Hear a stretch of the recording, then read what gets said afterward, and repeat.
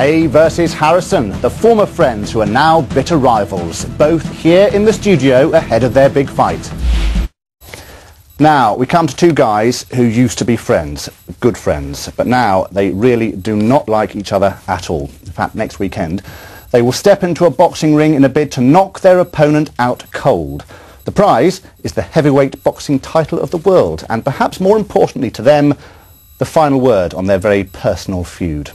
Ladies and gentlemen, London Tonight is very proud to present on the same bill and in the same studio, David Haye and Audley Harrison. Good evening to you. We will talk to you in just a moment after a rundown of their form sheet.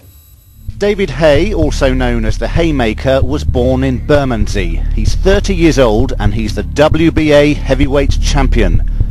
Meanwhile, Audley Harrison, dubbed the A-Force, is from Harlesden. He's 39 years old and is the former Olympic super heavyweight champion. In terms of stature, Haye is 6 foot 3 inches tall. He currently weighs 15 stone and 4 pounds, and his reach is 80 inches. But Harrison is taller at 6 foot 5.5 inches. He's heavier, weighing 17 stone and 10 pounds, and his reach is 84 inches.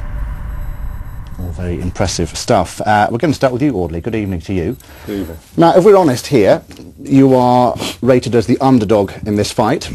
You haven't got a world title to lose. You haven't got much to lose at all, really, have you?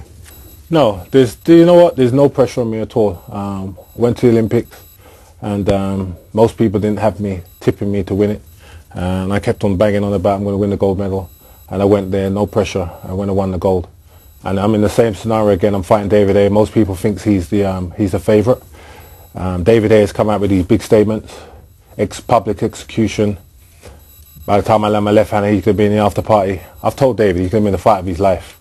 And so David's going to have to back up all his talk, because I ain't going nowhere in this fight. And I'm going to be in his face 24/7, 365, looking to take that belt. All right, well, let's turn to David and the belt there. Looks jolly impressive next to you, I have to say, David. Yeah, I spent my whole life to acquire this trinket here. You certainly believe you're going to hang on to that trinket. Yeah, without a doubt. Why are you doing it then? Is it simply to settle this bout of unhappiness between you? It's a fight that the British public have demanded. Everybody wants to see this fight. It has to happen. You know, Audley's been a household name since the Olympics. He said he won gold there. He's claimed for 10 years that he's going to have this belt. It hasn't happened. He hasn't come close to even getting to it. But he's finally somehow managed to string a good bit of form along. You know, winning the tournament, the prize fighter tournament. Then obviously winning the European title, so now he deserves his shot now. All right, well, there's been lots of banter between you. I'm going to put something to you, Audley. You said that he deserves a whipping, his words, not mine, because of what he has done to me. So let's clear this up once and for all. What has he done to you that upset you so very much? I'm not even talking about that now. But that's what people want to know. Well, what people need to realise is that David Haye has the belt, the WBA championship. I've been saying for 10 years I'm going to be the next heavyweight champion. I now have an opportunity to fight for that belt. The fact that it's David Haye, a guy that I groomed, a guy that I mentored, it's a bonus. But the fact that I'm fighting for the championship of the world, that's enough motivation and desire for me to pull it on the line. But I'm going to stick with this question, but straight over to you, David. I mean, I've read that you used to be as good as brothers. You used to spar together. You tell me why you two don't get on anymore. As you said, we spar together, and apparently I went a bit hard on him in a sparring session, apparently in Miami.